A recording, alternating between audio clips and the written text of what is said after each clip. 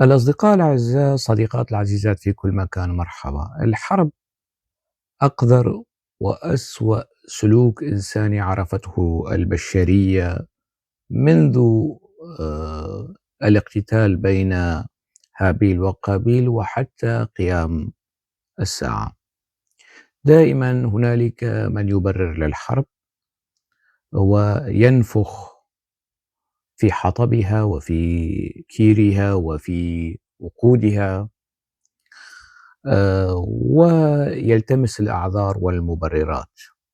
لكن هنالك شيء أخلاقي وشيء قانوني يبرر حق المقاومة، حق الدفاع عن النفس في مواجهة الهجوم البربري الذي قد يتدثر برداء أو لبوس القانون أو الدولة أو السلطة أو قصص كثيرة. يعني يمكن أن تجمل وجها قبيحا لحرب قبيحة تشنها جماعة قبيحة يشنها نظام قبيح على بشر مسالمين ومدن مسالمة وآمنة.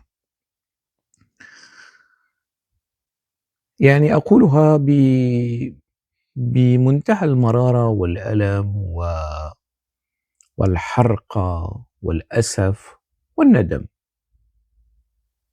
نعم، والندم. لو كان الآن لو نهض مشعل التمو الشهيد الكردي السوري الكبير، مشعل التمو من قبره في قامشلو، لا أول فعل سيقوم به مشعل التمو هو ترجمة لخطابه الموجود على السوشيال ميديا وعلى اليوتيوب: ابصقوا في وجه جلاديكم. لاتجه مشعل التمو إلى أبو محمد الجولاني وبصق في وجهه. لاتجه مشعل التمو لمرهف أبو قصرة وبصق في وجهه. لاتجه مشعل التمو بصدره العاري للدفاع عن الحيين السوريين الكرديين الشيخ مقصود والأشرفية في حلب. هذا ما أتوقعه من شخصية مثقفة، وأول شهداء الثورة السورية من المثقفين والرموز والقادة كانوا من الكرد. لن يكترث مشعل التمو بتنظيرات برهان غليون الحالية التي تجمل وتنصع وتغسل أيدي نظام الجولاني من دماء العلويين ومن دماء الدروز ومن دماء المسيحيين ومن دماء السنة. مشعل التمو لن يكترث بهذه التنظيرات، لن يكترث بحالة النكوص الفكري والثقافي في المشهد الثقافي السوري، عندما يرى أحمد نسيم برقاوي بشكل مباشر أو غير مباشر يحاول أن يدافع عن هذه السلطة البائسة التي هي من ألد أعداء الفكر والفلسفة والسؤال الفلسفي وصناعة المعرفة على وجه البسيطة. يعني لن يكترث مشعل التمو ببشير البكر الذي يتطاول أو يتهجم على مسعود البرزاني أو مسرور البرزاني ويحاول الانتقاص بهم لأنهم قالوا كلمتين جميلتين من التضامن والتحذير لطرفي الصراع.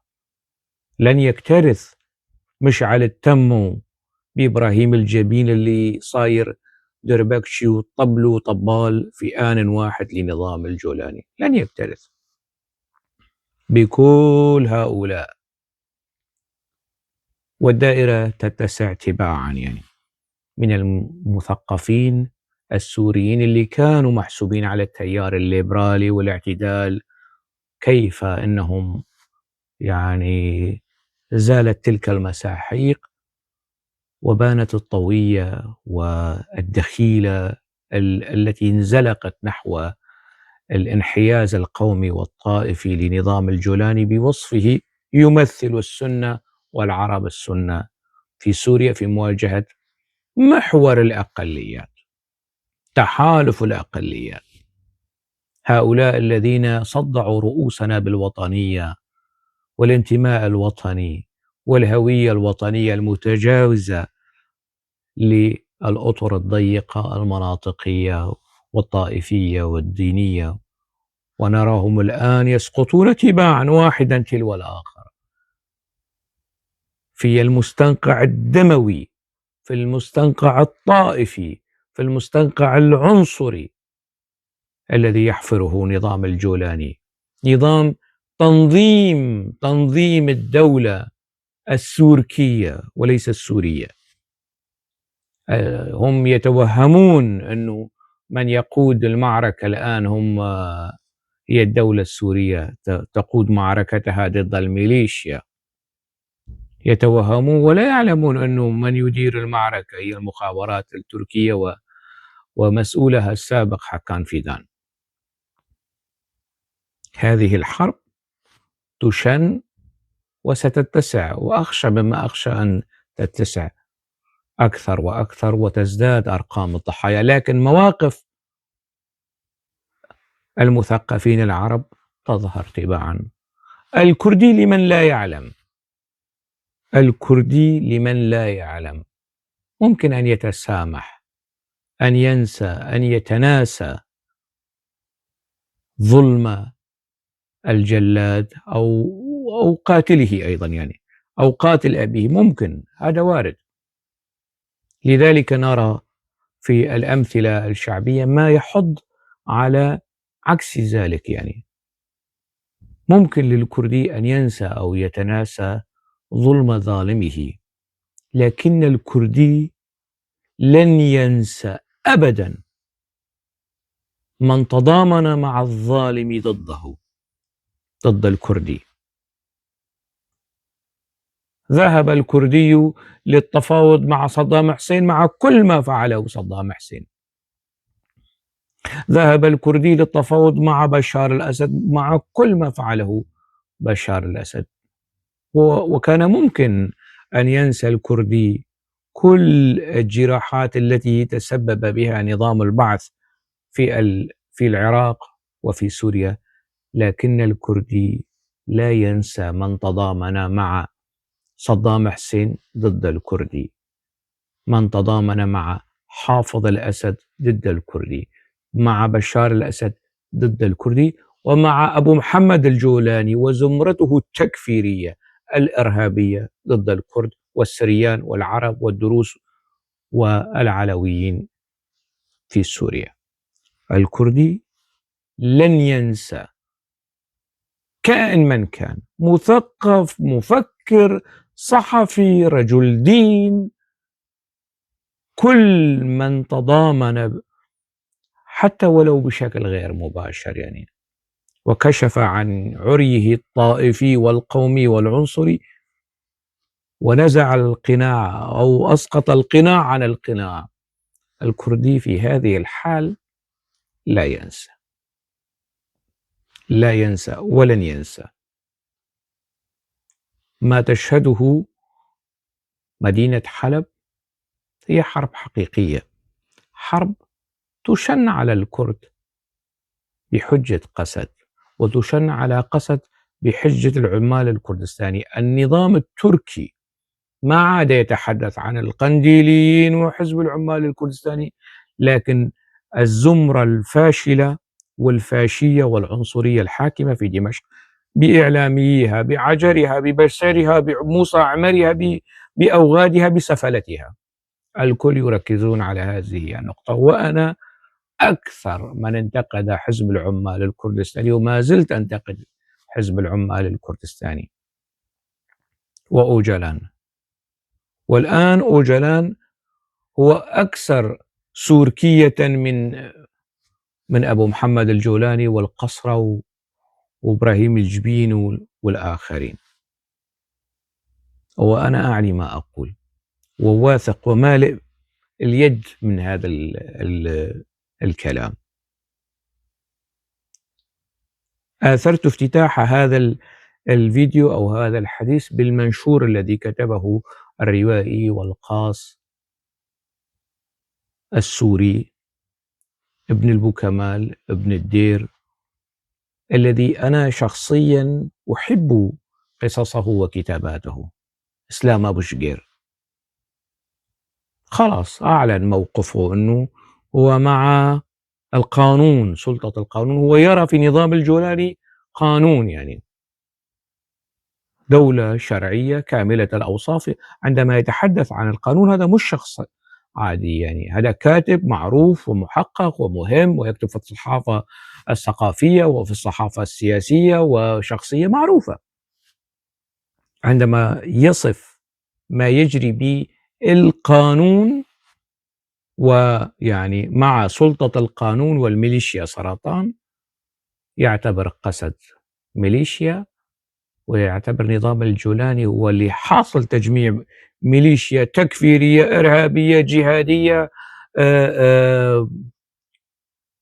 أيغورية شيشانية تركستانية، كل شيء، كل هالتفاصيل هي بيعتبرها سلطة القانون. مين؟ القاص والروائي إسلام أبو شقير. طبعا لن يكون الأخير، يعني المثقفين السوريين اللي بيحكوا بنفس وطني على وشك الانقراض. خطيب بدلبائي ما زال يقاوم بفيديوهاته الناقدة التحليلية الجميلة الساخرة.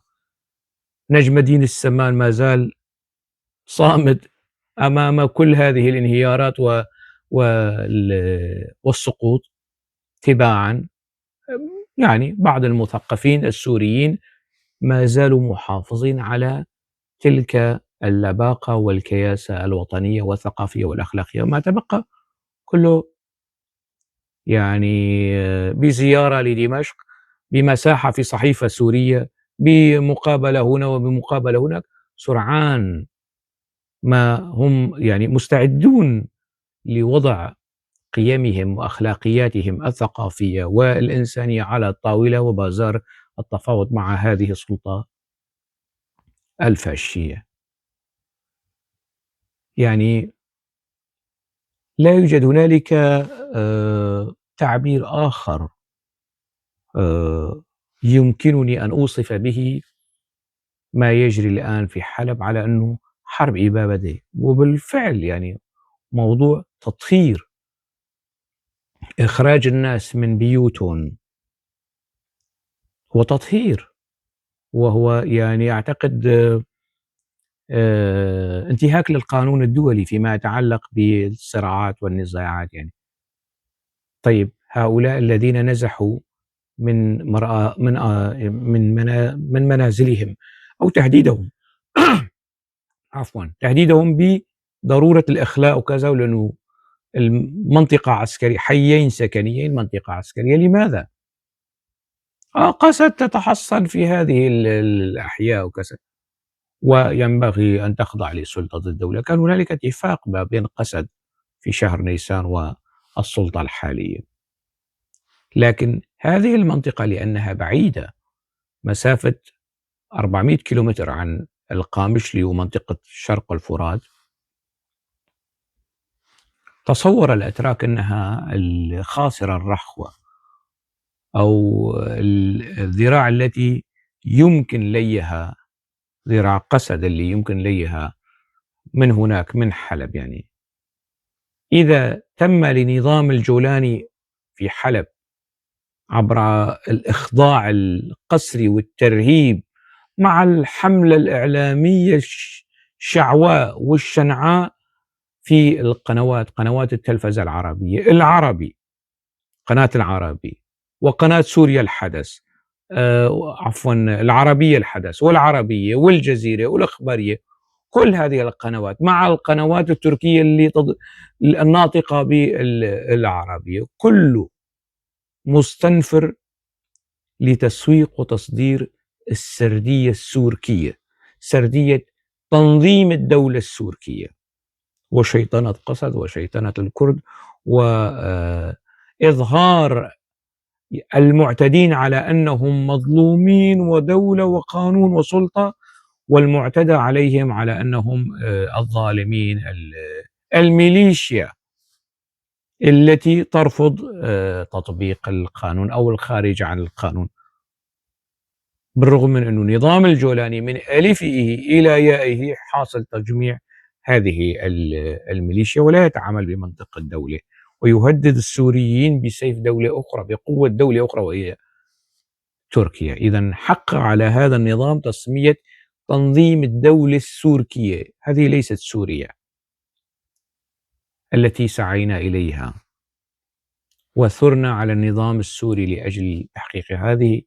ليست سوريا التي كان يحلم بها مشعل التمو ولا حسين العيسو الكاتب المفقود المغيب حتى هذه اللحظة في سجون، في يعني من غير الواضح يعني أين اختفى وكيف اختفى حسين العيسو، شقيق الفنان التشكيلي بشار العيسى. واحد مثل إبراهيم الجبين ينبغي الآن أن يخجل من بشار العيسى، أن يخجل من عبد الحميد الدرويش، أن يخجل من هوشانغ أوسي، أن يخجل من مروان علي، أن يخجل من العشرات من الكتاب والمثقفين الكرد الذين كان يتزلف ويتودد ويتملق لهم. الساحة الثقافية السورية مليئة بأمثال إبراهيم الجبين. أنا أعلم يعني المشاكل التي خلقها إبراهيم الجبين لرابطة الكتاب السوريين، لرابطة الصحفيين السوريين، أنا أعلم ذلك تفاصيل التفاصيل. ويعني ليس لدي الوقت كي أصرفه على سرد هذه المسألة. الأمور صارت واضحة، يعني التخندقات صارت واضحة. هم يصنفونني على أنني مع قسد رغم 15 سنة من النقد ضد قسد، يعني يصنفونني هذا شرف لا أدعيه، و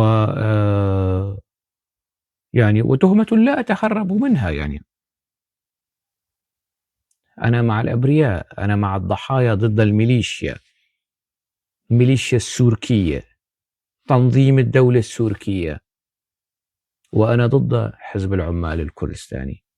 أنا مع شرق الفرات وضد حزب العمال الكردستاني وضد أوجلان. أنا مع سوريا لا مركزية، أنا مع الدروز ومع العلويين ومع السنة ومع العرب، وضد حزب العمال الكردستاني وأوجلان، ليس لكي يرضى عني إسلام أبو شقير أو إبراهيم الجبين أو أحمد برقاوي أو برهان غليون أو أيا يكن. لا، هذه ليست سوريا التي كان يحلم بها عبد العزيز الخير أبدا، ولن تكون هكذا. والآن لو ظهر عبد العزيز الخير لوقف في وجه هذه السلطة الغاشمة الباغية الفاشية والعنصرية، لفعل ما أفعله الآن أنا. يعني صنفوني كيفما شئتم، شهادات حسن السلوك الوطني والثقافي والأدبي والإبداعي لستم أنتم من يسطرونها ويصدرونها ويوزعونها على السوريين. لكل امرئ رصيده في هذه الحياة، الثقافي والسياسي والنضالي والوطني والقومي، وكل هذه التفاصيل التي بإمكانها أن تفقع الأعين وتخرس الألسن. ما يجري الآن حرب، وأنا أتألم لأنه في هذه اللحظات وأنا أتحدث هنالك ناس في العراء في البرد من تحت راس القانون اللي بيحكي عنه إسلام أبو شقير. هنالك الآن جرحى وضحايا وأبرياء، هنالك الآن شيطنة وأبلسة وسخف وتفاهة في الإعلام العربي. يهاجمون حيين كرديين بالدبابات والراجمات ويتفاخرون ويظهرون الفيديوهات. ومراسل إحدى القنوات قناة العربي يقول والمذيعة تسأله يعني كيف لهذه المقاومة أن تستمر، والمراسل يجيبها أنه أسلحة ثقيلة ومدافع ومن قصص يعني وما ذكره يعني، والفيديو كمان موجود على السوشيال ميديا. لك يا تافه يا ابن 60 ما بعرف شو، أنت دخلت هذه المدينة بصحبة وبمعية دبابات نظام تنظيم الدولة السوركية، يعني تستكثر على المقاومين أن يدافعوا عن أنفسهم أمام هذه الهجمة المغولية التتارية الباغية التركية السوركية، تستكثر عليهم أنه يدافعوا عن أنفسهم بأسلحة متوسطة يا صحفي. هكذا هذه هي السردية والضخ الإعلامي المركز وكأنها حرب الدوحة في حلب، وكأنها حرب الرياض في حلب، وكأنها حرب أنقرة في حلب. طيب ما المطلوب منا ككرد كمثقفين الكرد؟ أن نكون مثل علي تمة وعبد العزيز التمو؟ خسئتم وفشرتم أن نكون مثل هؤلاء، أبدا لن نكون مثلهم. سنكون سوريين ندافع عن الدروز وندافع عن العلويين وندافع عن الكرد لأنهم أهلنا، مثل ما دافعنا عن أهل الدير ضد قسد، مثل ما دافعنا عن أهل الرقة ضد انتهاكات قسد، سندافع عن الكرد ضد زمرة الجولاني، زمرة هاكان فيدان، وزمرة رجب طيب أردوغان ودولة باختشالي، سندافع عنهم. هذه طالما الموضوع ارتداد نحو الهويات الضيقة، وبيجي ويطلع مثقف سوري وينظر ويصدع رؤوسنا ويبيعنا وطنيات يعني، وهو بأمس الحاجة إلى السلوك الوطني وإلى الوعي الوطني. طالما هي هكذا فلتكن يعني، فلتكن. هذا العلم هو علم الاستقلال، وكان علم الثورة السورية، الآن هو علم تنظيم الدولة السوركية وليس علم سوريا. مثلما عندما تلطخ العلم السوري علم نظام البعث بالدم السوري، مثلما تلطخ العلم السوري وقت ذاك أبو نجمتين العلم الأحمر بالدم السوري وأزلناه ووضعنا هذا العلم، الآن أيضا أزيل هذا العلم لأنه تلطخ بالدم الكردي والدم الدرزي والدم العلوي والدم السني ودماء أبناء حلب وإدلب، وكل لم تبقى منطقة سورية ولم يلطخ نظام الجولاني دماء أبناء هذه المناطق. وهذا تحت هذا العلم، في ظل هذا العلم قتل الآلاف، شرد عشرات الآلاف، وتكبير ويرفعون هذا العلم. هذا العلم الآن يمثل تنظيم الدولة السوركية ولا يمثلني. سنة تقريبا وهو موجود هنا إلى جوار العلم الكردي والعلم السرياني الآثوري، سنة. متى ما أصبح هذا العلم يمثل سوريا الوطنية التي تحترم الكرد والسريان والتركمان والأرمن والعلويين والدروز، سأرفع هذا العلم مجددا. متى ما أصبح هذا العلم يمثل علم دولة محترمة تحترم مكونات الشعب السوري، سأرفع هذا العلم مجددا. لكن وقياسا على الدماء التي أريقت في الأيام الأخيرة والفظائع التي شاهدناها، والجنود جنود الأمن العام اللي على أكتافهم هذا العلم والعلم التركي وشارات داعش، لوجوهات تنظيم داعش الإرهابي، هذا العلم ما عاد يمثلني. هذا العلم يمثل من لهم مصلحة في هذا النظام، من يعملون لدى هذا النظام، من يكتبون في إعلام هذا النظام، من يشتغلون مع هذا النظام، من يمنون أنفسهم ويقدمون أوراق اعتمادهم لدى هذا النظام. النظام السوري لطخ سمعة هذا العلم، شوه سمعة هذا العلم اللي كان علم الاستقلال السوري. ومع الأسف الشديد الآن النظام السوري مثلما اختطف الثورة السورية، مثلما اختطف سوريا بأكملها، اختطف هذا العلم. لحين تحرر هذا العلم وسوريا بأكملها من الأرجاس، فلول نظام البعث، فلول نظام داعش، فلول القاعدة، متى ما تتحرر سوريا من هذا النظام سيعود هذا العلم مجددا لمقامه ويتبوأ مقامه في قلبي وفي قلوب الكثيرين. الآن هذا العلم حق عليه أن أزيله من هنا وأبقي على العلم الكردي والعلم السرياني.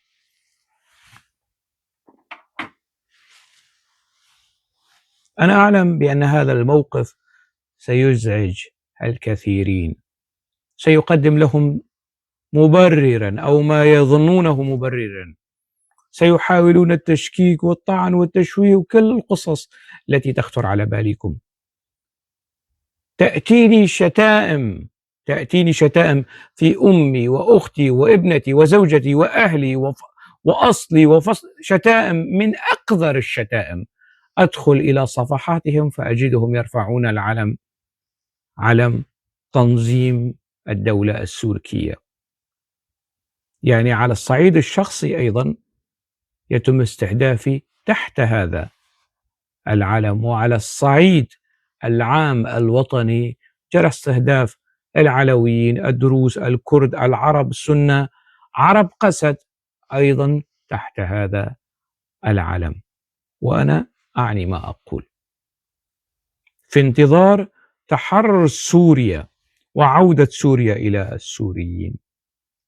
وقسد أخطأت خطأ تاريخيا فادحا بأن تركت دمشق لنظام الجولاني. أحد الأصدقاء علق، يعني وهو من أبناء الجزيرة، أنه قسد كانت على علاقة مع النظام السوري وكيف. نعم كانت على علاقة مع النظام السوري. ليش الموجودين حاليا في النظام السوري رجال أعمال، ضباط، مخابرات، معارضين، أما كانوا جزءا من النظام السوري؟ بلى، كانوا جزءا أصيلا وما زالوا جزءا أصيلا. يا سيدي النظام السوري لم يسقط بوجود هؤلاء، يمثلون النظام السوري في النظام الحالي. النظام السوري السابق البعثي الأسدي البشاري الكيماوي موجودون حتى الآن في هذا النظام. قسد أخطأت أنها تركت دمشق لنظام الجولاني، تركت دمشق للأتراك. هي قوات سوريا الديمقراطية هكذا تقول عن نفسها، وتقول بأنه 70 إلى 60% منهم عرب، ويحق لها أن تتواجد في دمشق أضعاف ما يحق للإيغور والشيشان والتركستان والهمج والبرابرة والقاعدة وداعش. يحق لقوات سوريا الديمقراطية، يعني بحكم الوزن، بحكم القيمة، بحكم الكتلة، بحكم القوة الاقتصادية، بحكم القوة العسكرية، يحق لقسد أن تكون الآن في دمشق وتدير العملية الانتقالية بمجلس حكم انتقالي كما جرى في العراق. لكن للأسف الشديد قسد أيضا مسؤولة عن مآلات سوريا الآن. لو أسرعت في الوصول إلى دمشق وكانت موجودة في دمشق لما انفرد الجولاني، لما كان الجولاني خيار واشنطن الأوحد أو خيار السعودية. الرياض مع الأسف الشديد تتوهم أن شخصية الجولاني ربما تماثل شخصية الشهيد الكبير رفيق الحريري. أين الثرى رفيق الحريري من الثريا؟ أين الثريا وهو رفيق الحريري من الثرى؟ وحتى كلمة ثرى كبيرة على الجولاني، كبيرة جدا، يعني تحت الثرى مش فوق الثرى.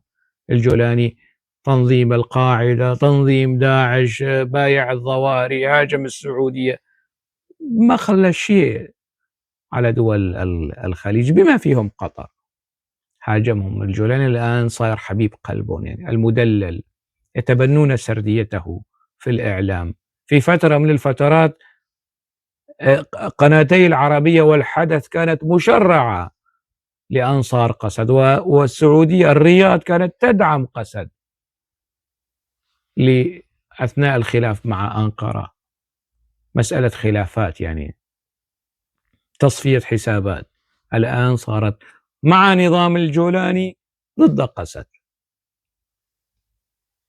لكن نظام الجولاني وأبو محمد الجولاني خيار فاشل، لا يرقى أبدا إلى ظفر رفيق الحريري. الرياض تصرف فلوسا هكذا هباء، يعني لدى الأمريكيين ولدى الأوروبيين، لتعزيز مكانة نظام الجولاني. خيارها ورهانها خاسر، يعني حررت سوريا من إيران وسلمتها لتركيا. ما كان هكذا يعني العشم بولي العهد السعودي محمد بن سلمان، يعني الأمير محمد بن سلمان، ما كان هكذا العشم في تقديري، يعني أنه أن تكون السعودية متورطة في حرب ضد مكونات الشعب السوري، ضد الكرد، ضد الدروز، ضد العلويين. مع شديد الأسف هذا الدور كان متوقع، يعني من قطر، لكن من السعودية يعني مؤسف، يعني ما يجري حاليا. ومن هذه التغطية الإعلامية المسعورة والموتورة التي تتبنى سردية النظام السوركي بزعامة أبو محمد الجولاني، اللي بيطوبز للأتراك ويطوبز للإسرائيليين، وكي يغطي على حجم التنازلات لإسرائيل افتعل هذه الأزمة ويحصد المكاسب في حلب، وربما يحصد المكاسب في أماكن أخرى. يعني في تقديري ما زالت المبادرة في يد قسد، بإمكانها أن تحسم وتقلب الطاولة على كل هذه الحسابات، وهي تمتلك القدرة على ذلك، ولا أحد يمكن أن يلومها. كل هؤلاء المطبلين الموجودين في دمشق، لو كانت قسد الآن تحكم دمشق لكان إبراهيم الجبين يتغنى ويتغزل بعبقرية مظلوم عبدي وبنجاعة مشروع قسد. نعم، لكان معاذ محارب يعني يجرح حنجرته تغزلا وتغنيا بالجنرال مظلوم عبدي وقسد، ويعني يجعجع ويبعبع تغنيا وتغزلا بقسد. هؤلاء ينطبق عليهم يعني المثل الشائع اللي بيتجوز أمهم بيقولوا له عمه، يعني ما بتفرق معاهم لا شرف المهنة، لا صحافة، لا إعلام. يعني الذي يمول يعول عليه، والذي لا يمول بنهاجمه. فعلى هذا الموجود في لندن شو اسمه غسان إبراهيم، من حضن القسد إلى حضن الجولاني، وهكذا دواليكم. مؤسف ما جرى وما يجري. أتمنى انفراجه. يعني المثقفون السوريون يسقطون تباعا، لكن أتمنى أن لا يسقط ضحايا جدد فيما يجري من صراعات على الأرض السورية. أتمنى سوريا بنفس تلك الهيئة التي كان يطمح إليها مشعل التمم وعبد العزيز الخير وكثر من الشهداء الذين راحوا ضحية هذا الحلم الجميل. سوريا وطنية، سوريا لكل السوريين، سوريا بدون تطرف قومي، بدون تطرف ديني، بدون تطرف مذهبي.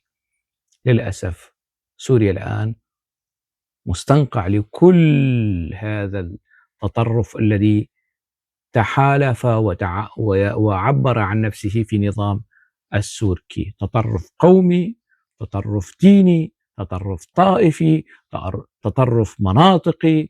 كل هذه العقدة أو هذا التحالف أو هذا الائتلاف من التطرف مع الأسف الشديد يسميه إسلام أبو شقير القانون. أين القانون؟ أين الدولة؟ أين الشرعية؟ ما في شرعية، يعني لا رئيس منتخب، لا برلمان منتخب، لا حوار وطني حقيقي، لا إعلان دستوري حقيقي. ما في شيء شرعي. هذه مرحلة انتقالية. أصلا ينبغي لإسلام أبو شقير أن يوجه سهام انتقاداته لنظام السوركي، نظام الجولاني، لأنه تنازل لإسرائيل. ينبغي أن يدافع عن حقوق السوريين في منطقة الجولان، في القنيطرة، في المناطق التي فقدت سوريا سيادتها، والآن في المسائل الإدارية فقط طبقا لما رشح من اتفاق باريس. لكن هو يعني مع القانون ضد الميليشيا، اللي بيشوف القانون نظام أبو الميش ونظام الجولاني وأبو قصرة وأبو شمعة، بيقفز قفزته الروعة من لمعة. أبو دمعة يقفز من فوق الشمعة. مهم ما كنا نراه ونحن أطفال الآن ينطبق وتترجم تفاصيله على الأرض السورية، في الحقل الثقافي، في الحقل السياسي، في الحقل الإعلامي، كله فايت ببعضه مع الأسف الشديد. أكتفي بذلك. دمتم بألف خير.